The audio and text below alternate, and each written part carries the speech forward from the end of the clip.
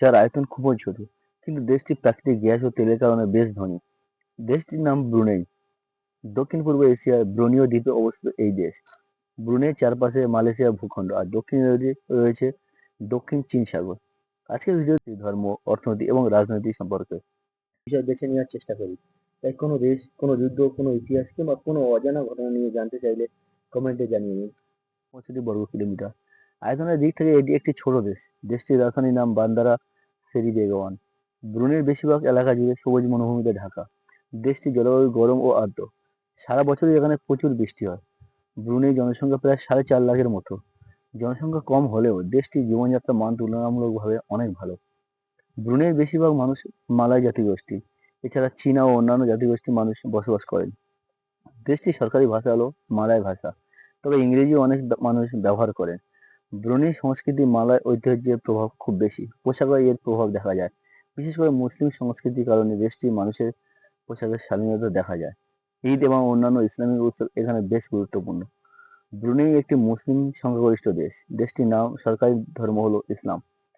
দেশের অধিকাংশ মানুষ মুসলিম। ইসলামের পাশাপাশি বৌদ্ধ, খ্রিস্টান এবং অন্যান্য ধর্মের মানুষও আছেন। ব্রুনেইতে ইসলামী সংস্কৃতির প্রভাব দেশের দৈনন্দিন জীবনেও দেখা যায়। মসজিদগুলো দেশটির গুরুত্বপূর্ণ স্থাপনা। রাজধানী সুলতানা ওমর আলী ও সাইফুদ্দিন মসজিদ ব্রুনেই অন্যতম বিখ্যাত স্থাপনা। এর সুন্দর গম্বুজ ও স্থাপত্য পর্যটকদের আকর্ষণ করে। ব্রুনেইয়ের ইতিহাস অনেক পুরানো। মধ্যযুগে এখানে একটি শক্তিশালী মালয় সুলতানা গড়ে ওঠে। একসময় ব্রুনেই সুলতানের প্রভাব ছিল। ব্রুনেই দ্বীপের বড় অংশে ছড়িয়ে পড়েছিল। এই সময় ব্রুনেই ছিল একটি গুরুত্বপূর্ণ বাণিজ্যিক শক্তি। চীন সহ এশিয়ার বিভিন্ন অঞ্চলের সঙ্গে ব্রুনেইয়ের বাণিজ্যিক যোগাযোগ ছিল। পরে ইউরোপীয় শক্তিগুলো এই অঞ্চলে আসে। বিশেষ করে ব্রিটিশদের প্রভাব বাড়তে থাকে। 1888 সালে ব্রুনেই ব্রিটিশদের অধীনে একটি প্রোটেক্টর বা সুরক্ষিত রাষ্ট্রে পরিণত হয়। তবে ব্রুনেই সুলতানের প্রতিষ্ঠান টিকে ছিল। দ্বিতীয় বিশ্বযুদ্ধের সময় জাপান ব্রুনেই দখল করে। যুদ্ধের পর আবার ব্রিটিশ প্রভাব ফিরে আসে।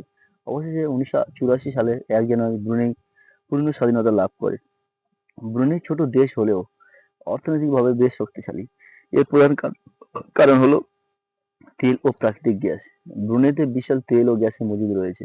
এই সম্পদ দেশটির অর্থনীতির মূল ভিত্তি। তেল ও গ্যাসের রপ্তানি করে ব্রুনেই প্রচুর বৈদেশিক অর্থ উপার্জন করে। সরকার ও এই আয়ের উপর অনেক টাকাই নির্ভরশীল। দেশটির নাগরিকরা বিভিন্ন সরকারি সুবিধাও পান। স্বাস্থ্য ও শিক্ষার ক্ষেত্রে সরকার গুরুত্বপূর্ণ সহায়তা দেয়। তবে শুধু তেল ও গ্যাসের উপর নির্ভর করলে ভবিষ্যতে সমস্যা হতে পারে।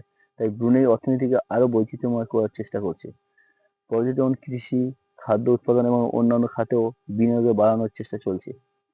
ব্রুনেই একটি সুলতানতন্ত্র। দেশটির শাসক হলো সুলতান। বর্তমানে ব্রুনেই সুলতান হলেন সুলতান হাসান আল বলকিয়া। তিনি দেশের রাষ্ট্রপ্রধান এবং সরকার প্রধান। ব্রুনেই রাজনৈতিক ব্যবস্থায় সুলতানের ক্ষমতা অনেক বেশি। দেশে নির্বাচিত আইনসভা থাকলেও রাজনৈতিক ক্ষমতার প্রধান কেন্দ্র হলো রাজপরিবার।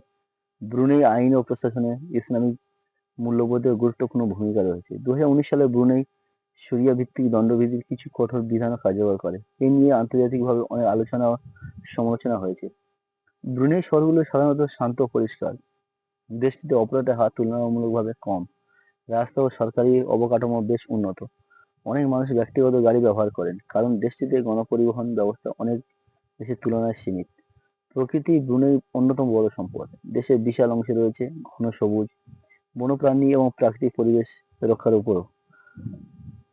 ব্রুনেইয়ের আয়তন ছোট, জনসংখ্যা কম, কিন্তু তেল ও গ্যাসের কারণে দেশটি দক্ষিণ-পূর্ব এশিয়ার অন্যতম ধনী রাষ্ট্র। এর রয়েছে দীর্ঘ ইতিহাস, আছে নিজস্ব মালয় সংস্কৃতি, আছে শক্তিশালী ইসলামী ঐতিহ্য, আর রয়েছে শতাব্দী পুরানো সুলতানতন্ত্র।